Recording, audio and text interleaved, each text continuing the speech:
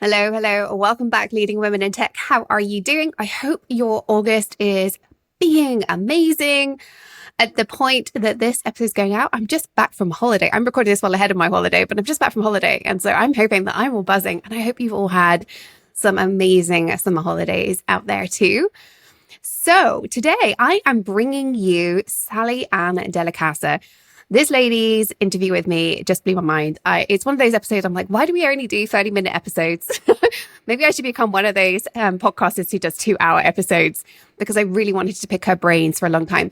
She is a founder, CEO, and self-defined chief identity hacker at Gleac.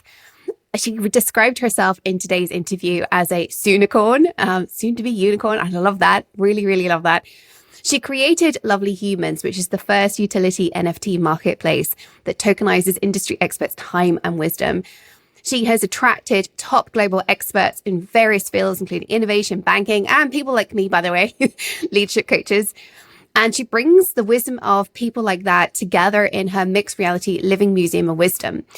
And this is what she's done in order to break through and become the first marketplace in the world that actually allows us to use AI and human ingenuity and wisdom as a service. She was the only female in a C-suite position in 2016 at Careem, which was, I believe, one of the first unicorns in the Middle East. I could get that wrong. So if I'm wrong, apologies.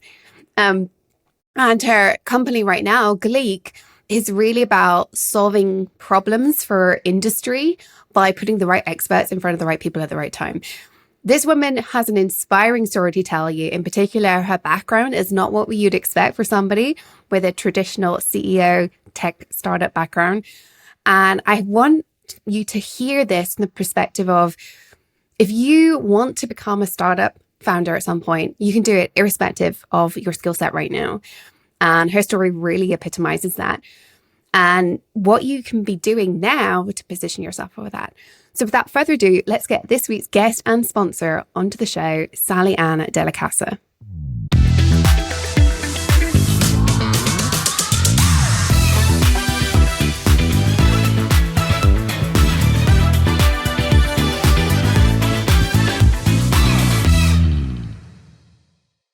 Welcome to the show, Sallyann. It's good to have you here. Thank you so much for having me, Toni. It's a pleasure. Likewise. Well, let's start with where I always like to start with every guest. Can you tell us a little bit about your career journey, the highlights and the lowlights, because they quite often tell us some interesting things about ourselves, and why you're now so passionate about using tech to create an expert as a service platform? So, I guess for your audience, where I will start is by saying definitely my journey is a zag. You know how a zig, it kind of goes, has a particular trajectory. Mine was not that at all. I would have never in a million years, if you asked me 5 years ago even, would I end up running a tech company and putting out patents and building algorithms. I would have laughed at you and said, who, me? Never. But I think if I look back, if I can connect the dots for your audience and certainly connecting the dots for myself, I've always been passionate about people. And people when it comes to inclusion and the way that we signal our wisdom and ingenuity. And I'm not talking about our degrees and I'm not talking about our experience here. I'm talking about the things like our creative thinking, judgment and decision making, leadership. We call it soft human skills. But those are the things that get us to the top of the ladder. And if I look back through my life and through the journey of my life, from the age of 13, volunteering, from being in college and starting to design mentorship programs, from being a corporate attorney through my 20s, and again, teaching and mentoring, to creating my foundation, 10 years back, that does the same type of work of preparing youth in jails and public schools to be job ready, but purely focusing on the human skills. And then to, being the head of people to the first unicorn in the Middle East region, Careem, which I did 5 years ago to today. It is always about people. It's always about signaling and including everyone at the table. And that's what really Gleac does today. It just does it with technology. So it means I can scale and I get to break all kinds of things and it it does it in a way that I've always believed in, is that you cannot do it alone. You need to do it with networks, because networks unlock opportunity. And that's the reason why Gleac is a platform of 500 plus of the world's leading experts from the most important companies in the world with the most important networks in the world, to be able to allow you to learn, innovate, and problem solve and be in those networks so you have access to opportunity. So, that's the journey, Toni. Never would have guessed the way it came out, but there is always this common thread in all of it. I love this because one of the things I learn from all the women I speak to is that there is no one set way to become a woman in tech. And I think you've really highlighted that with your legal background, your people ops background. Is it people ops or HR? Like, what was it more than Well, it's anything? not functional HR. I had my entire HR team. It was really looking at people, culture, and performance, which is a whole Mm, different area of companies yeah, and organizations. And I was the most unlikely person to get chosen for the job. I yeah. don't have a background in that area. And these two founders, two McKinsey, guys, one from Stanford, they used to apparently follow my newsletters, and they reached out to me when they raised 60 million, and they were like, "Can you come and help us build people?" And I was like, "I'm not qualified for the job." And they're like, "But we know you know people." Mm, And that yes, for I want to say, for me as a woman, not having the background but being confident in my ability to learn, got me close to tech.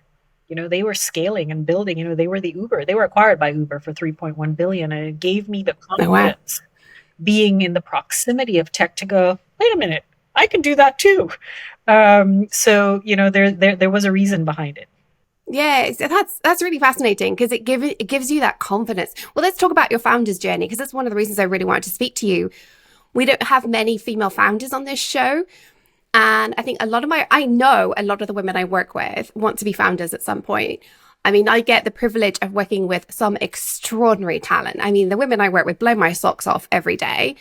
I'm so incredibly privileged to work with them. And so many of them are hungry to be an entrepreneur. So tell us a little bit about your founder's journey, how you got started, and what would you do if you did it again? What would you do differently? Hmm. So I'm going to say the thing that most founders do not share in a startup. And it doesn't matter whether you're doing well or you're not doing well. Every single day as a founder, you wake up with one foot in fear and one in courage, going, holy crap, what did I get myself into? So I want to, first say to everyone, um, that is, and it does not get better. I'm just going to also say that, right? It does not get better, particularly I think for those of us founders who are very, who we are and how we show up in the world is aligned to what we do and what we're building. Right. So I want to also say that. Remember, this is the body of work I've been working on Yeah. since I was a child. So I think there is such attachment to it. But the founder's journey, let me get really practical about it. I come from I practiced corporate law for, my first 10 years, 21 to 31. I came from the only female in a C-suite level job. So in a very non-risk environment, doing Mm-hmm. extremely well. I did not know what my risk tolerance was. So I would say for Mm-hmm. the first thing you need to figure out, and sometimes you figure it out on the way. I had to figure it out on the way. I am going in year 5 in this journey. Um, your risk tolerance, being a sole founder, needs to be extremely high, because the pressure and the inability to see what the next step is and what the next move is and where you have to go next, you have to be comfortable in that. So if it's one thing I've learned about myself that I didn't know, like I was like, darn girl, you're doing it right, is that founder's journey of knowing my ability to operate in risk, in not knowing what the next steps are. So this would be, the first thing. The second thing I would say for female founders is, I did not bring a co-founder on. If I would go back, I would have. So I would have brought in a CTO, because I do not come with a tech background. So, Toni, Mm-hmm. I have bumped my nose and made every single mistake there could be made in tech. Now, The only plus side of it is that there is no tech person today or AI person who can pull wool under my eyes. I know everything that they're like, you don't come with a tech background. How do you know that stuff? It's because I screwed up so much in it that I unpacked every imaginable thing.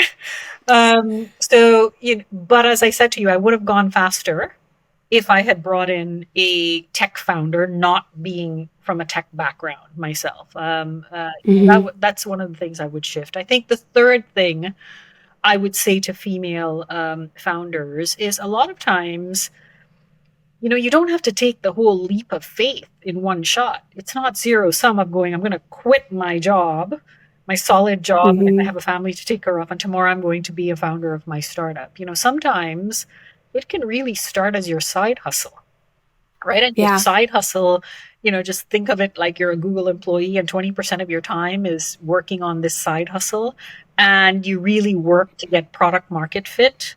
There are two things that matter in a startup: timing, product market fit.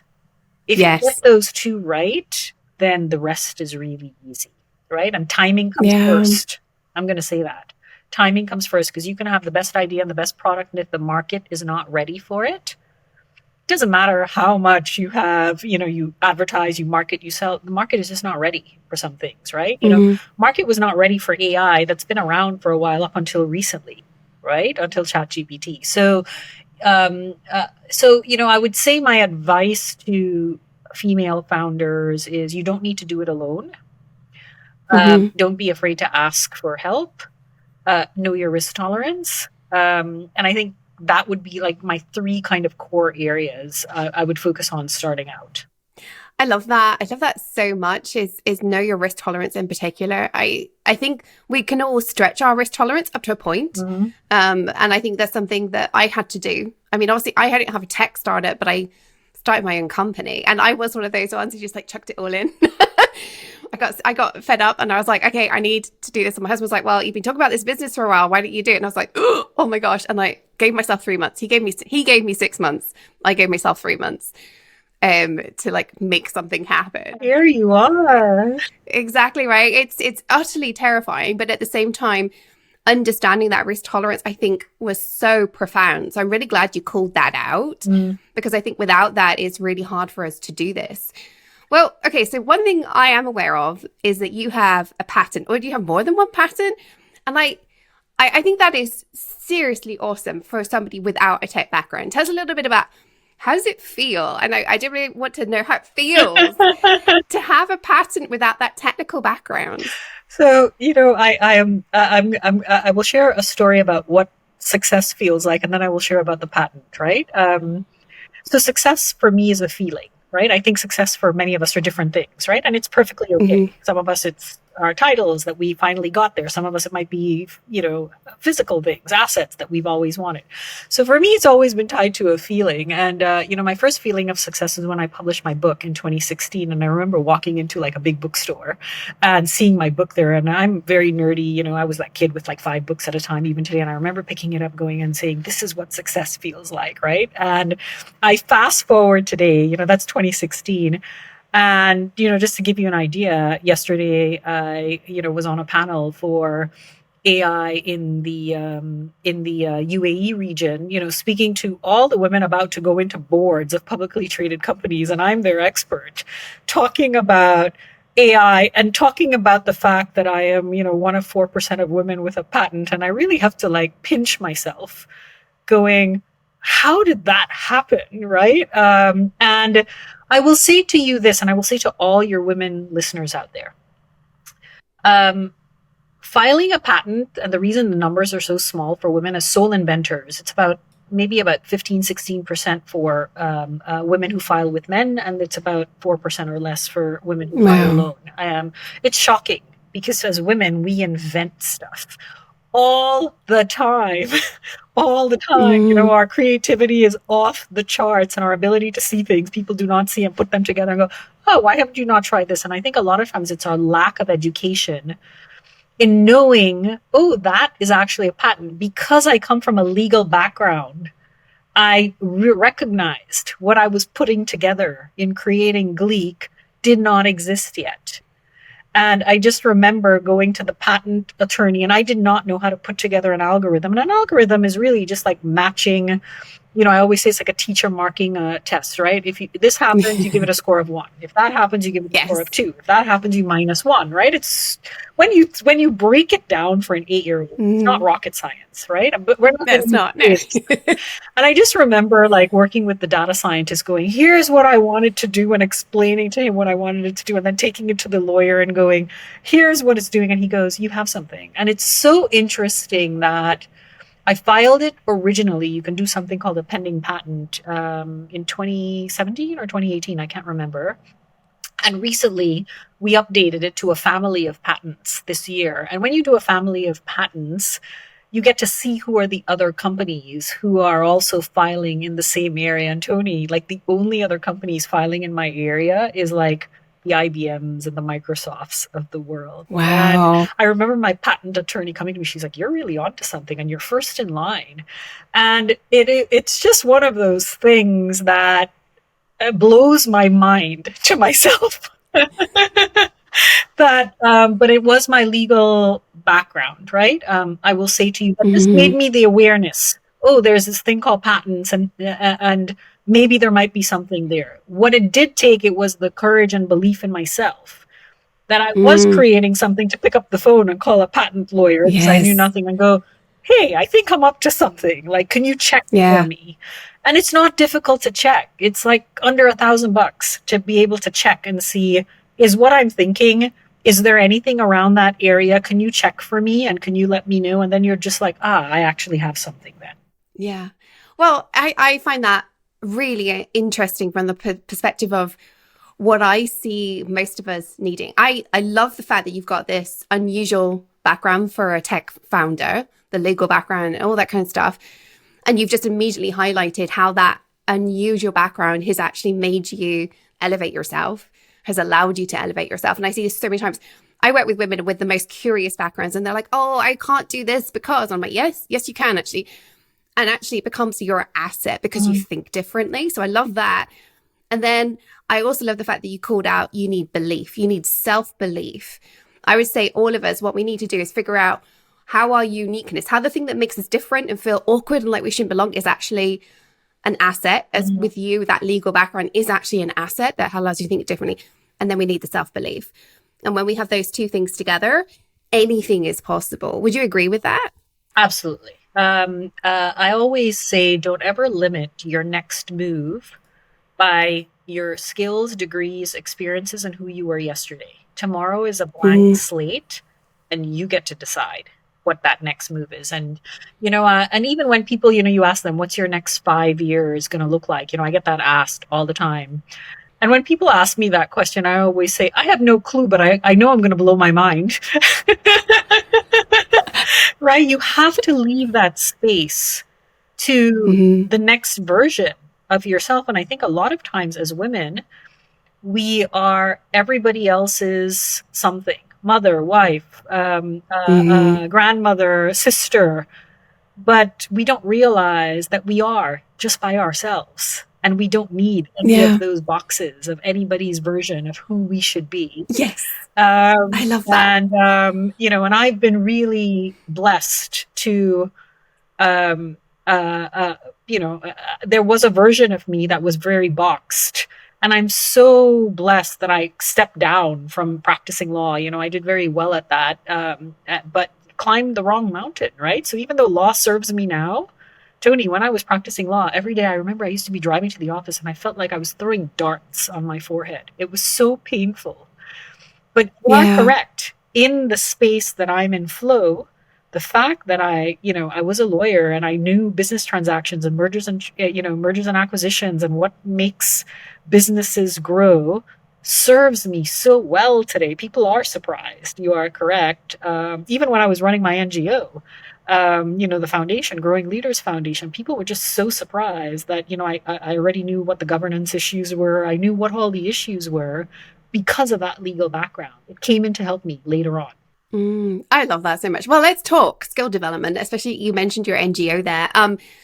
We all know that great leadership requires those so-called hard skills and also the soft skills. I prefer to call them real skills, not soft skills, because I feel like soft skills has such a bad Yeah, um, terminology to it, like background to it. But you've told me that you think there is a third set of tools we need. Can you explain that for us? absolutely. Absolutely. So if I were to look at every job taxonomy, and a taxonomy is really just kind of what makes up, if you go and you look right now for a job, it will say, the technical skills, and then it will say kind of nice to have. And you are correct. They call it soft skills. I call it human skills. You call it real skills. And then they would have that. And technically it's always a combination of, it's the same things. I want you to have communication, collaboration, depending on the job, emotional IQ. And you're just like, what does that mean for that job?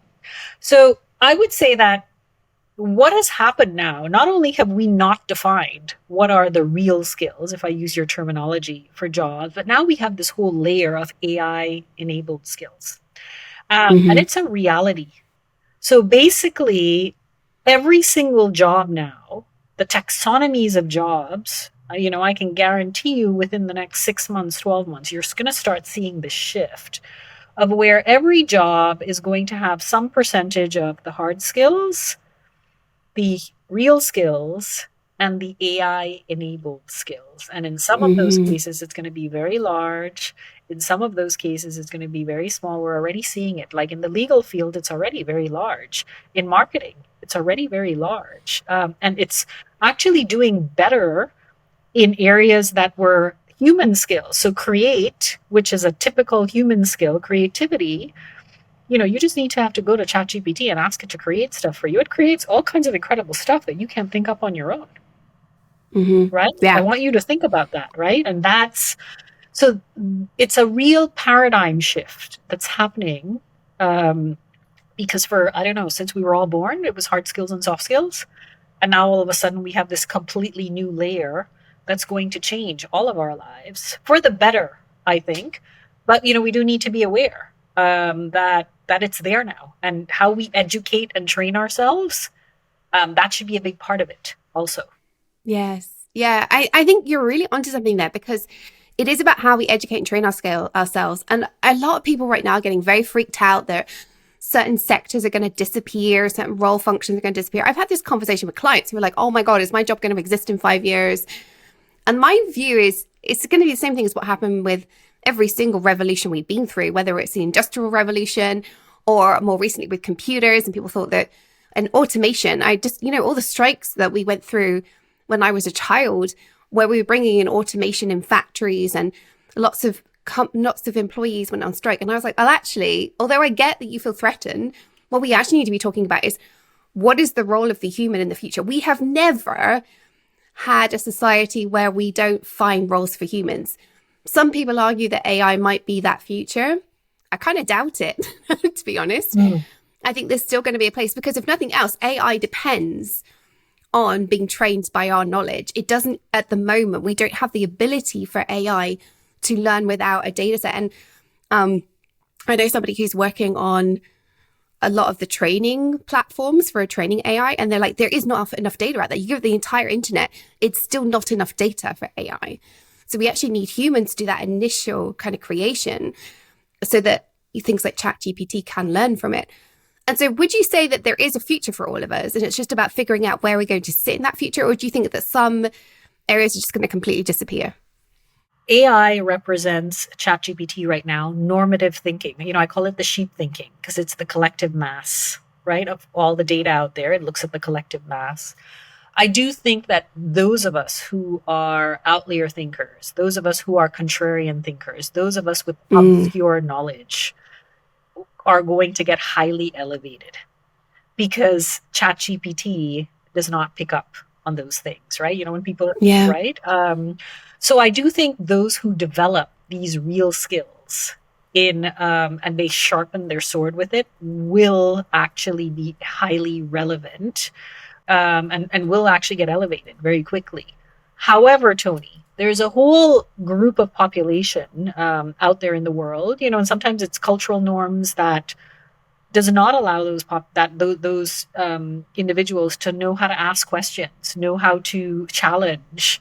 I do think that their jobs are going to be replaced very quickly. by AI. And countries are going to have to face and will need to wonder, because no longer was that manual labor.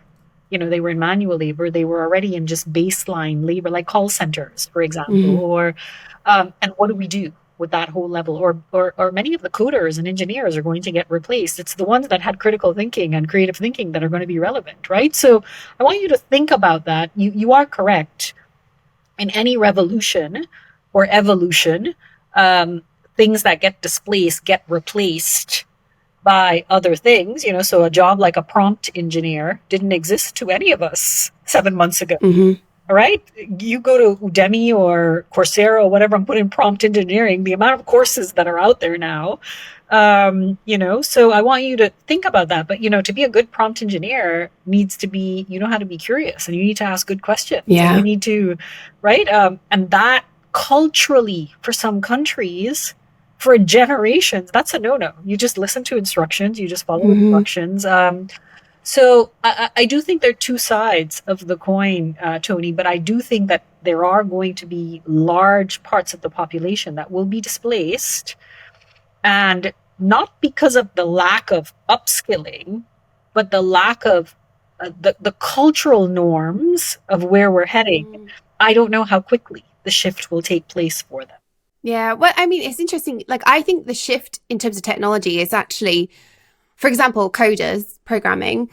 I think, although it could happen really quickly, I still think we're a good 15, 20 years away from programmers being replaced by AI. It's certainly, I mean, actually, I think it's a long way. Maybe I will have to like bookmark this in my calendar and come back here in 10, 15 years time.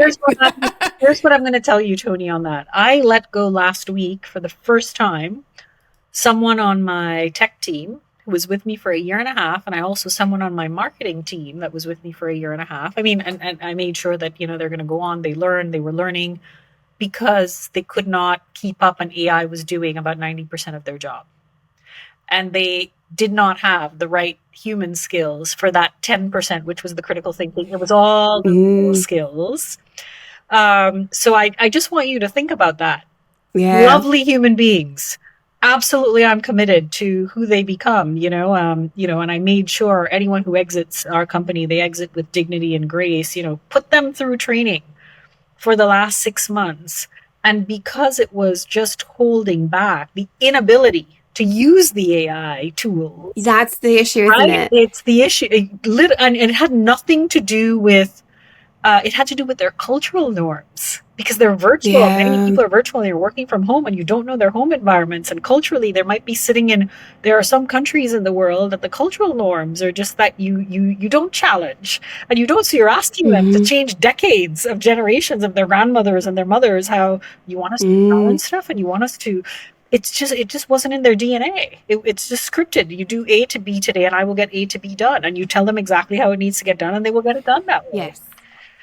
And I think you're hitting something that's really, this is becoming a bigger and bigger issue just in my coaching conversations with the companies that I work with and the leaders I work with, where some of their work is outsourced to other parts of the world. I work predominantly with Europe and North America companies and clients, but quite often they're managing a team in another part of the world. Obviously, Europe and North America, even as women, there's some cultural conditioning with women that we're supposed to be still, likable, seen and not heard, but we're still more likely to speak up and challenge. And part of the work I do is encouraging my female leaders to speak up more and challenge more. Yeah. But then they've got this community that they are leading in a different culture, and that causes so much tension. And what I'm hearing from you is that's going to get, it's going to get harder, because what we need them to do is going to be a bigger stretch for them. But two, at some point, they are actually going to become irrelevant because they don't have the culture that is needed for us to utilize AI effectively. Is that a fair assessment of what you're saying? Absolutely. And I will say to you, I come from a North American background, Canadian background, educated in the US, and, I'm in the Middle East right now. So, and my teams are India, Pakistan, Philippines here. And I do have to tell you, my leadership is scary. I say what I mean. I just want to get to the point. I don't know how to do chit chat and small talk. And, my CTO, who's brilliant, Stanford AI. I was having a conversation with her yesterday. We were carpooling back from, this AI thing I just told you that we were at. And she said to me the funniest thing, which made me laugh, because her name's Haley, from South Korea, as I said, but grew up in the US, Kansas, MIT, Stanford, you name it, top of the mark. And she said to me, she goes, "You are not what we all expect from a female founder or a female." And I said, "Why?" And she said, "Because we're all expecting that, from a female to a female, I don't know, we expect like a certain type of chit chat behavior." She's like, "You're just to the point, get things done." Here's what we're learning. And I said to her, there's so few female founders that make it in tech. It is not simple. It is not easy. And you have to, and I come from an NGO background, so I want you to remember that. So my NGO background of nurturing and growing and having to be able to go, that version of me will not survive in this version of the life that I have to show up in, where everybody in my space and AI and people, look at the companies that are in the space I'm doing work. If I'm going to survive and thrive, and, I say to people, I'm a soonicorn. They're like, "What?" I'm like, "I'm a soonicorn." I love that. We're all soonicorns, I've decided around here. I'm a soonicorn. I'm like, I have to show up in a different way to be included at the table. And I said, it doesn't mean that I don't lose the beauty of what it means to be a woman in tech. I use that to my advantage. I said, but there's certain things that just cannot be a part of my conversation right now. This version of myself. I love that. I love that so much. Okay. I'm fully aware that we're like totally over time here, but I have one more question before we move on to the quickfire round for you. Like one more. What is your number one piece of advice to a woman in tech considering being a founder or pivoting her career like you've done? What would be the one thing that they need to know? I would say the word would be congruency. It is absolutely, congruency means your video matches your audio. What you say and what you do, it's all aligned. And that's the thing that's going to hold you and keep you alive in what's probably going to be the most difficult journey you ever take. In being a female in tech, if you don't come with the background, or even if you come with the background, because I have many tech founders who come with the background, but they don't have the business side, or they don't have the sales side, or they don't have the marketing side. You are about to climb Everest, which is any startup founder, right? You just happen to be a female on that. I would say congruency, because if you're doing it and it is aligned to who you are, what you want to leave the world as you're passing through, your chances of making it is 200% more. Oh, yes. I love that. I love that so much, actually. I love the use of the word congruency there. I talk about sparkle, but it's actually that alignment with yourself. Make sure that what you're doing is going to be aligned, because that allows you to sparkle inside. When we sparkle inside, amazing things happen. So let's talk quick fire round questions. You ready for this? Yes, I'm ready. Okay. What is the worst piece of advice you've ever been given? Follow your dreams. This is controversial. Yeah. Okay. Tell us. Okay. Well, it's supposed to be quick fire, but tell me more. Quick. If you follow your dreams and you don't have a strength in that dream, it's a hobby. You cannot earn a living doing that. Anybody who tells you follow their dreams and they don't ask you, "Oh, by the way, are you self-aware of what your strengths are? What are you good at? What do you feel good doing?" If they don't ask those don't take that advice ever. I love that. It's so subtle and yet so profound. What is the best piece of advice you've ever been given? Best piece of advice I've been given, and I'm very aware of it, is, and it has to do with spirituality, but it also plays out in life. I had a priest once say to me, "When you're doing God's work, the devil has to work overtime." And I didn't understand what he meant at the time. I was really young when he told me that. And what it happens is, when you are very aligned with who you are and how you show up in the world and the work you do, because you're doing it with a pure heart, there are going to be way more obstacles than others, because your journey is just so much bigger. That is true. Like it's having that bigger journey. I love that so much. It's have that. I think when you have that bigger ambition, it's just as you say, it's harder for other people to like tear you down essentially at that point. Yeah, but they come out in spades, by the way. They do. They do. I will agree with that one. Yeah. What is the last book you read and would you recommend it? One of my favorite books, I wasn't the last one I read, is Principles by Ray Dalio. You know, I'm like his total fangirl. I did tell him that. I met him last year in FII in Saudi. And the reason I love that book is because, you know, he talks about principles in your life and in your work. And I love frameworks to just you can consistently go back to, and it can guide you whenever you lose your way or it becomes a little gray. You're like, I remember, that's the thing, right? So Mm-hmm. I would say to everyone, if you want, it's huge, but he does have a YouTube short, I think 5 or 6 minute version of the entire book. Oh, wow. Beautiful. So Principles by Ray Dalio, check it out. That's absolutely one of my favorites. I'm going to go check out that YouTube short in a minute. That's what I'm doing in the next 15 minutes today. Yeah. Can you share with us your favorite mindset tip to help us out as leaders? Absolutely. So I would say the best thing I do is I'm a very boundaried person. And the most boundaried people are the most compassionate people. So don't ever be afraid to shut the world out. Even sometimes that means your family. Shut your space out to be able to show up you for yourself 200% so you can show up for others that way. I think that is the best thing I have learned in the last. You cannot be everything to everyone. You then know nothing to no one. I love that so much. Love it. This has been amazing. So tell us, how can the audience connect with you, find out more about what you do, what Gleac does? Absolutely. And find, just meet you somewhere. So there are a couple of ways. Number one, of course, you can go check me out on LinkedIn, Sallyann Della Casa. You can check out Gleac at gleac.com.